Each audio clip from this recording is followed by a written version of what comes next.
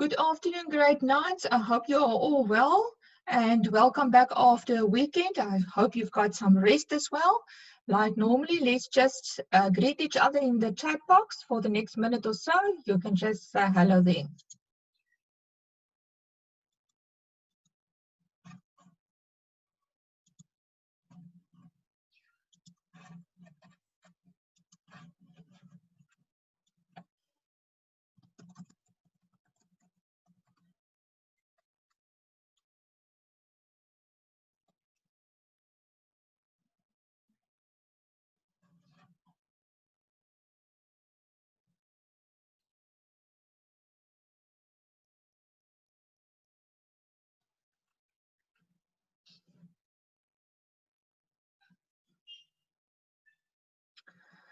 It's a new week and maybe we have some new people there. So I just want to, if there's any new people want to say what's going to happen, you will see there our topic is Creditor's Journal, something that we actually have done last week. Just to start off regarding last week, the Wednesday, the Thursday and the Friday, we've concentrated on the Debtor's Journal, the DJ, and on Friday about the Creditor's Journal. And what we're going to do now is that we're first going to do a little bit of revision of the Creditor's Journal. And then I don't hope there's new people because bad luck for you guys then. I've told the other people last week on Friday, then you're going to write a small test and then we will continue with the next topic as well.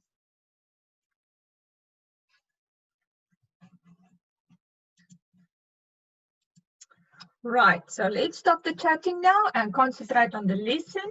Just again, so you can see what the lesson for today is going to be all about. We're going to do some revision about the Creditor's Journal, the CJ. Then I'm going to give you some time for the test to do, and we're going to mark the test. And then we're going to start with the next topic that's going to be about combined exercises. But we will talk later about that. Right, so let's look at the Creditor's Journal and let's see how we're going to write the transactions in there. So at the top, I was just saying there, complete the Creditor's Journal, the CJ. Then I've given you 3 transactions there on the 3rd, the 5th, and the 10th. All right, so let's look at the transaction on the 3rd. On the 3rd, it was saying that stationery was purchased for 500 Rand. An invoice was issued and it was purchased from P&A. So let's again just look at the transaction and what information is in the transaction. So we've got the date, the 3rd. We know it's for stationery. In the transaction, it was purchased from P&A. The amount, 500 Rand, and an invoice was issued. Okay, how are we going to write it into the Creditor's Journal? Your first column is the document number column. Now you will see there is an I1 there. I for invoice, so for every time with the Creditor's Journal, your source document is an invoice and you're going to use an I as an abbreviation for that. I didn't mention a number in the transaction, but I've just given the document a number here, so it's invoice 1. The day is the day on which the transaction was happening on the 3rd. With details, you're going to write the name of the business from the transaction, and the name of the business is P&A. Then the amount is 500 Rand. 500 Rand will be in creditor's control column. It was for stationery. There's not a stationery column at the top, therefore you will take it to sundry accounts. You write the amount 500 Rand and you say for what is it? It is for stationery. Next transaction on the 5th. Let's first read. Repairs to a vehicle was done and invoice issued to ABC Motors for 2,000 Rand. So again, let's just first look what information do we have in the transaction. So we've got the date, the 5th. We know it was for repairs. An invoice was issued. The name of the business is ABC Motors and the amount is 2,000 Rand. So let's see how we're going to write it into the CJ, the Creditor's Journal. It's on the 5th. It's going to be now invoice number 2. Okay, I for invoice. And remember, normally what they will do is, with the first transaction, they will give you the first invoice number, and you automatically need to continue with the next number then. The name of the business is ABC Motors with details. The amount, 2,000 Rand in creditors control. It was for repairs. There's not a column at the top for repairs. Therefore, you take it to sundry accounts. So I think so far, again, you can see with every transaction, every time, the amount must go to creditors control and for what it is. Then on the 10th, stock was purchased on credit from LNA traders, 5,200 Rand. So we know it's going to be the next invoice number. So we are now with invoice number 3 on the 10th. The name of the business, LNA traders. The amount, 5,200 Rand in creditors control, because every time the amount will be in creditors control. And for what it is, it was for stock. Now, stock, trading stock, goods. That is one and the same thing. The correct name of the account is trading stock. There is a column for trading stock. So then you write the amount, 5,200 Rand in the trading stock column. So if we just revise quickly by looking at the completed CJ creditors journal, you will see the first column is your document number column. Every time it's going to be invoice and the number. And remember, normally they will give the first number to you. You automatically need to continue with the next number. The day is the day on which the transaction happened. Details will be the name of the business from the transaction. Then the amount, every time in creditors control and for what it is. For instance, on the 3rd, it was for stationery. So then the 500 Rand was in creditors control and for stationery in sundry accounts. Or if we look at the 10th, it was for trading stock. So every time the amount will be in creditors control for what it is for trading stock. There was a column for trading stock. So then you write it in that column. What I have not done is, but you must remember just at the end, remember to add up all these columns to get the totals at the bottom. So you're going to add up creditors control to get a total at the bottom. You're going to add up trading stock to get a total at the bottom. And so you do with the sundry accounts as well. Right, I hope you've got your pen and paper ready. Here are your tests. There are 4 transactions on the 2nd, the 8th, the 10th, and the 15th. I'm going to give you a few minutes to complete, okay? What I will do in the chat box quickly, I will quickly type there the headings for you so you can see that we all work on the same headings as well. And then you get about 10 minutes to complete this test, okay? So afterwards, we're going to mark it. So yeah. What you do is on a piece of paper, first of all, go and draw yourself the columns and then, draw yourself the columns and then you start to complete the transactions. So in the chat box, you can check now, the first column will be the document number column, then your day column, then your details column, then your creditors control column, then we're going to make one for stationery,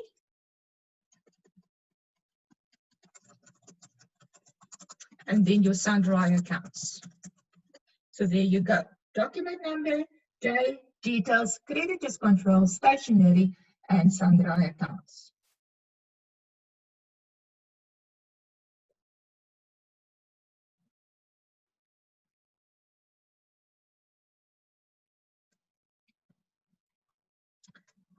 I'm quickly going to the previous slideshow. I don't want to continue with the next one because the answers is there. Okay, so I'm quickly going back to the previous one that you can just get an indication again. So again, I said document number, day, details, creditors control. Then I've changed it to stationery and then your sundry accounts.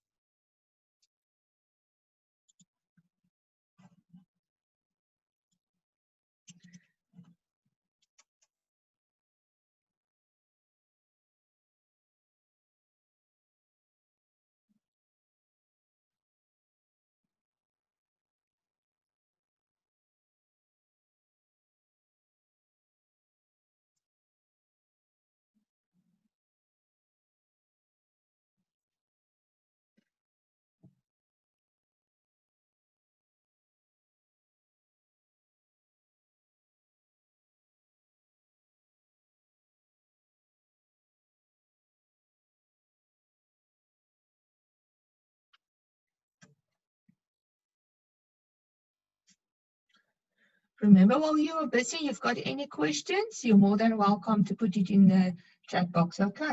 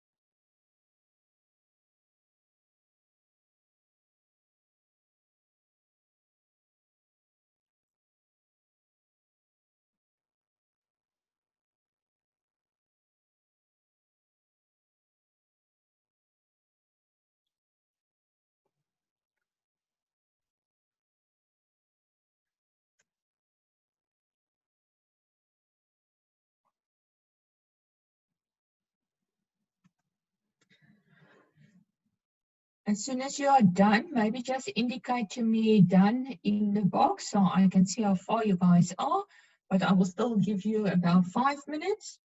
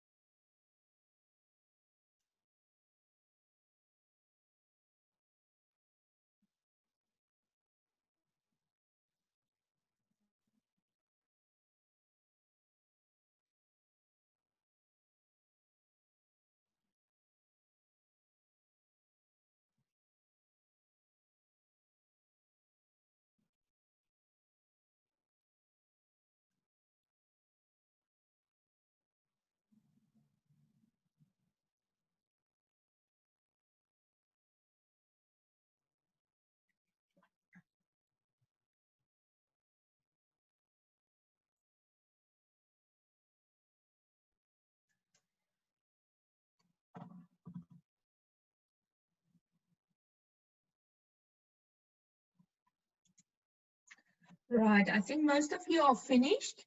Okay, so we're going to mark it now. Um, the answers there in front of you, but we're going to work through the different transactions. I've seen there, I've changed my columns a little bit. I've put in a creditors control, a trading stock, and a stationary column as well. But it doesn't matter. That amount for trading stock, you will just put it in then with, in your case, with the Sunbriar accounts. But let's start with the first one on the second. So please mark your things now. If it's correct, then you make a right mark. And if it's wrong, then you mark it wrong and then you write the correct answer there. And then you can always go back to see where your mistakes was. So on the second, it is saying stock was purchased on credit from Adam's suppliers for 2,000 Rand. Issue invoice 001. So again, let's first look what is the information in the transaction. We've got the date, the second. We know it is for stock, trading stock. Adam's suppliers is the name of the business. We've got the amount and it's invoice 001. So when we enter it into the CJ, then with document number, it will be invoice I-001. On the second, with details of with creditors, we've got the name of the business from the transaction, and that is Adam's Suppliers. Then the amount, 2,000 Rand, will be in creditors control. All right, I didn't tell you to make a trading stock column. So in your case, you will write it in with Sunbriar accounts, the amount 2,000 Rand, and you say it is for trading stock. Next one on the 8th, repairs was done to a vehicle on credit for 500 Rand to ABC Vehicles, issue an invoice. Okay, again, let's look at the information. We've got the date. We know it's for repairs, 500 Rand. Name of the business is ABC Vehicles, and an invoice was issued. So if we look at the entry on the 8th, then it's going to be invoice 002, because on the second, they have given us the first invoice number. You automatically need to continue with the next invoice number. Therefore, it's invoice 002 now. Then with creditor or details, the name of the business, ABC Vehicles. 500 Rand in creditors control. It was for repairs. There's not a repairs column. So then you take it to Sunbriar accounts and you say it's for repairs. Then the next transaction on the 10th, purchased equipment on credit from Lulu Traders for 30,000 and issue an invoice. So again, let's look at the information. We've got the date. We know it's for equipment. Lulu Traders is the name of the business, 30,000, and it's an invoice. So if we look at the entry on the 10th, then it will be now invoice 003. The creditor's name is Lulu Traders. 30,000 Rand in creditors control. It's for equipment. There's not a column for equipment at the top. Therefore, you take it to Sunbriar accounts. You write the amount 30,000 and you say it is for equipment. On the 15th, stationery purchases on credit from Makro, 500 Rand. So we've got the date, we know it's for stationery, we've got the business, we've got the amount, and we know it's the next invoice number. So on the 15th, it's now invoice 004. Name of the business is Makro. 500 Rand in creditors control. 500 Rand is for stationery. There is a stationery column, so then you put it in that specific column. Right, what I'm just going to revise, you're more than welcome to say how you have done, if it was okay or not. So just again, remember, with the first column, the document number column, every time it will be an invoice with the number. The day is the day which the transaction happened. With details of creditor, you look out for a name of a business in the transaction. Then the amount, creditors, every time in creditors control, and for what it is. Let's say, like on the 8th, it was 500 Rand for repairs, then it's 500 Rand in creditors control. There's not a repairs column, so then you put it in sundry accounts. Or like on the 15th, it was 500 Rand for stationery. So every time in creditors control, it was for stationery. There is a stationery column, then you put it in that column. Right. So I hope you finish marking there.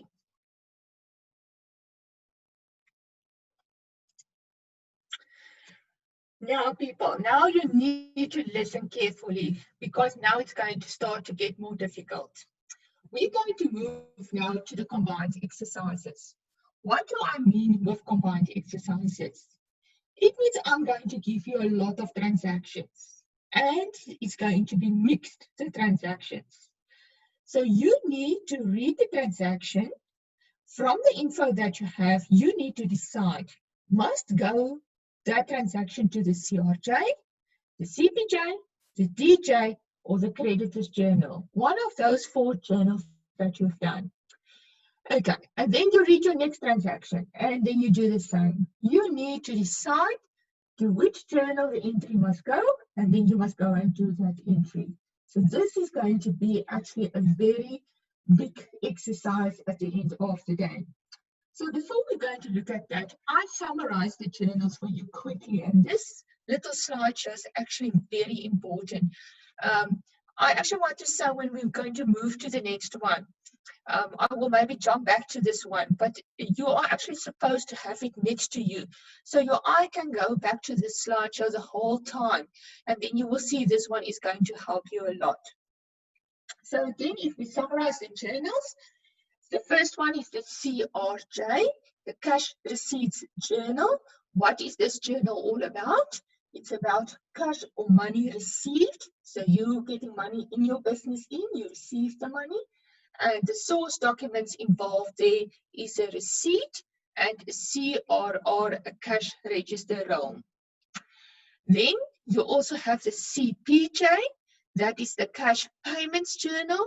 What this journal is all about is about money paid. So you're going to pay the water, electricity bill, or you're going to pay Telkom the telephone, or you're going to pay the wages, etc. And you only have one source document there, and that is going to be the check counter form. Those 2 journals you have done actually in grade 8. And then we've added the next 2 journals this year from last week. You added the DJ, the debtors journal. Now, what is this journal all about? It's all about credit sales. That means you sell on credit.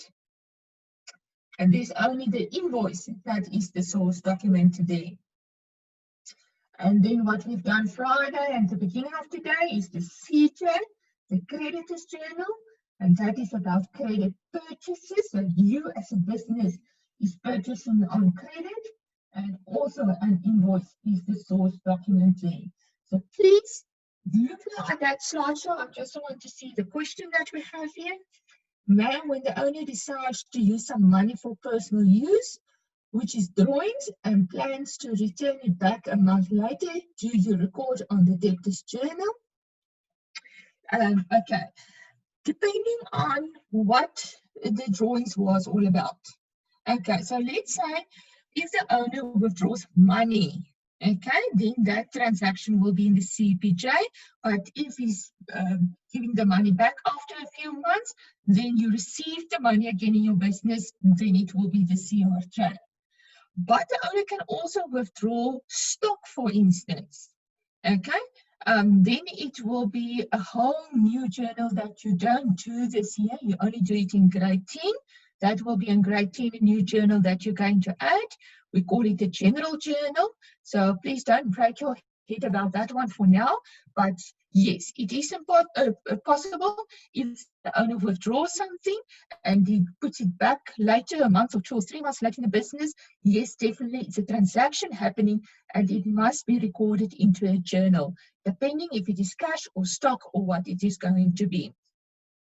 All right, so keep this slideshow in mind because we're going to move now to a lot of transactions.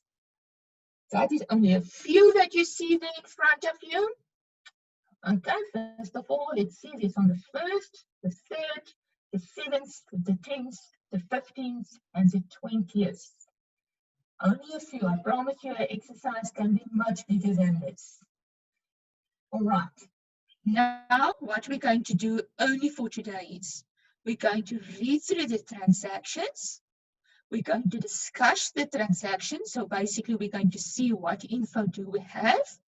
And regarding that info, we're going to decide which journal it will go to. So we're not going to look today really how you're going to write it into the journal. We're actually just going to decide today, if you read the transaction, which journal is going to be involved. So if we look at the first, the owner invested capital directly in the business, 100,000 Rand, issue receipt number 1.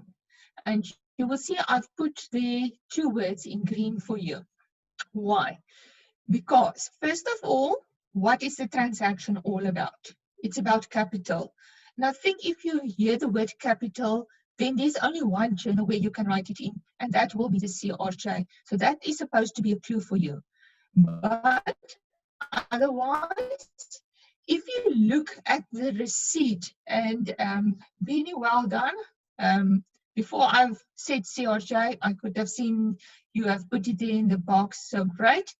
So, but again, most important is look out for your source documents, because your source documents is really going to indicate to you what journal you're going to use. For instance, in this one that said issue receipt number 1, let me go back to the previous slideshow. Where do you see the receipt? Okay, there you see it on the CRJ. Then you know that transaction must go to the CRJ. Right. Let's go to the third. Pay Telkom the telephone account per check 01 500 Rand. The words that I've indicated there to you is pay and check. When you pay something, okay, money is going from the business bank account. So if you pay something, then it is the CPJ. Or let's say, if you look at the source document, they talk about a check, then you're also going to know it's going to be your CPJ.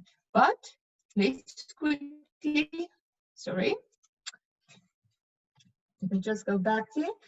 All right, so if we just look at that slideshow, so we said money paid. If you're going to pay money, then you say no, it's CPJ. Or if you see the word check, then you also know it's going to be your CPJ journal. Right, let's look on the 7th, and I'm glad to see some people is already participating there. Now, say there on the 7th, purchase trading stock on credit from LNA traders, 5,000 Rand, and an invoice 20 was issued. So first, it's about the blue credit purchases. Okay, let me go back to the previous slideshow. Where do you see credit purchases? With your CJ, creditors journal.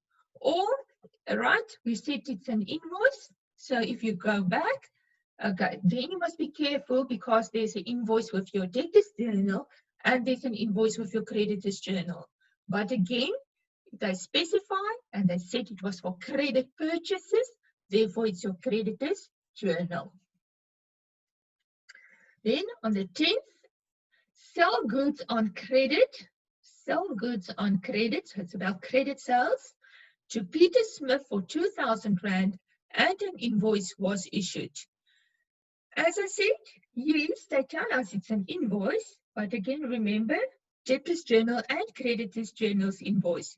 So you need to specify here, is it credit purchases or credit sales?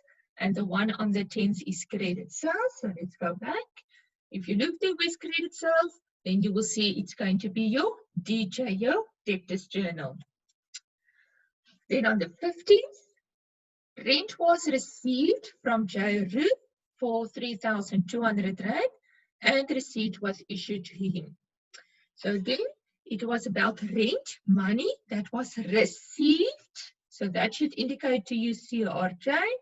And again, also a receipt was issued. So let's just go back.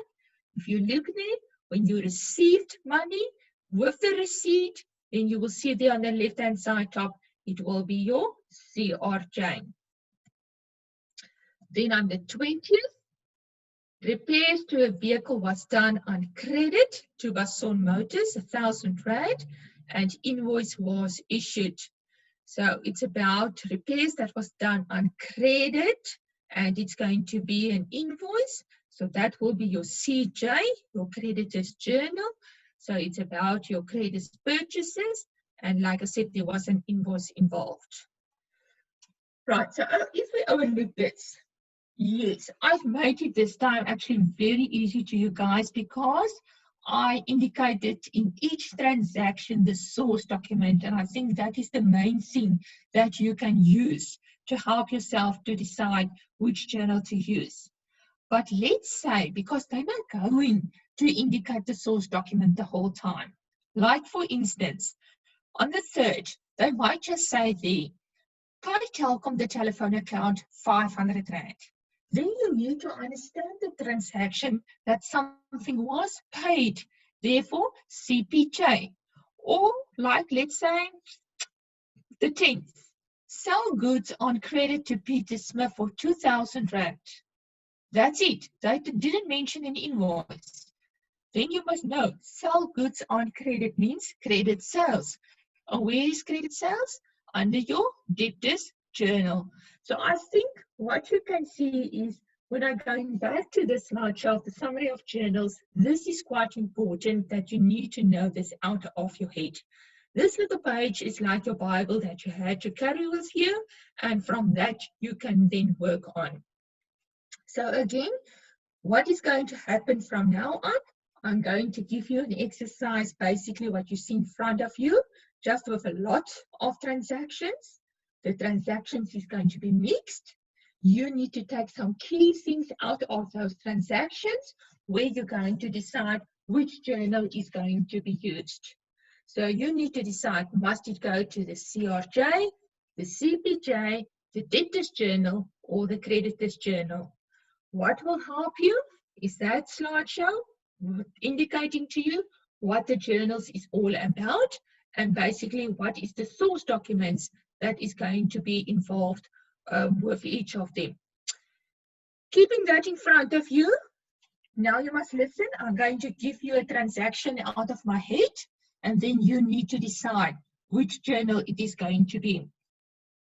Right, here it comes. Pay the wages cash 2,000 Rand.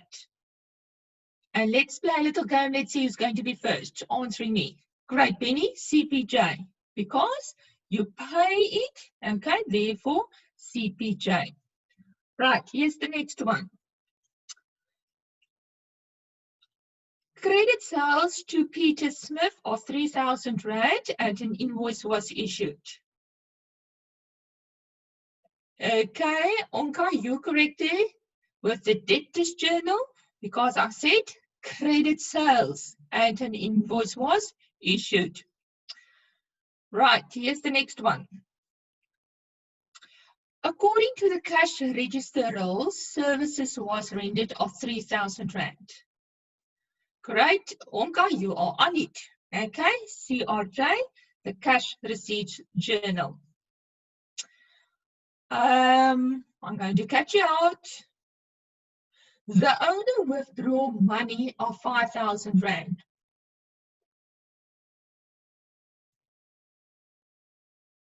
The owner withdraw money of 5,000 Rand. Great, don't do. CPJ, the cash payments journal. When the owner withdraw money, 5,000 Rand, means that the money must go from the business bank account. It's actually he pay it from the business bank account, therefore CPJ. Right? Stationery was purchased on credit from P&A.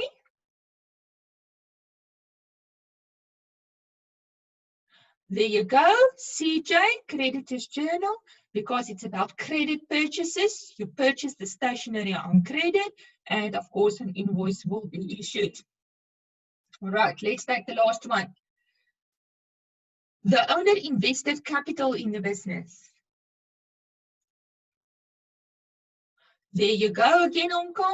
Okay, CRJ, the cash receipts journal, because it's a capital transaction. Okay, capital only goes to the CRJ.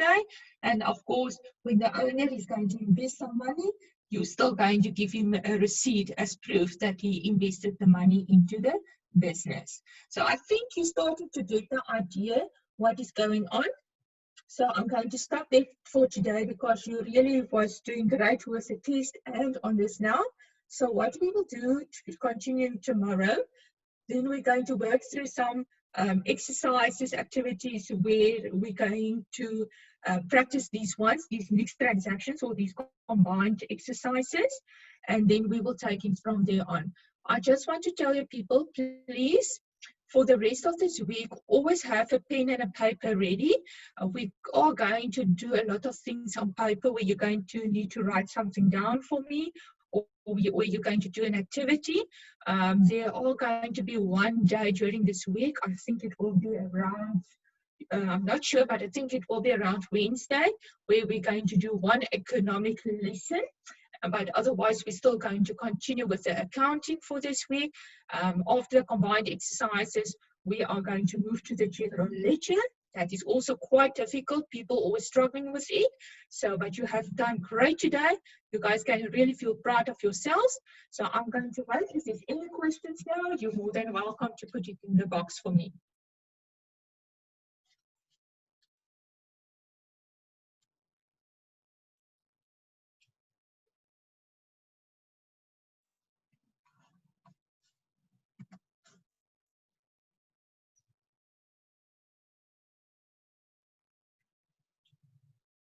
Okay, no questions?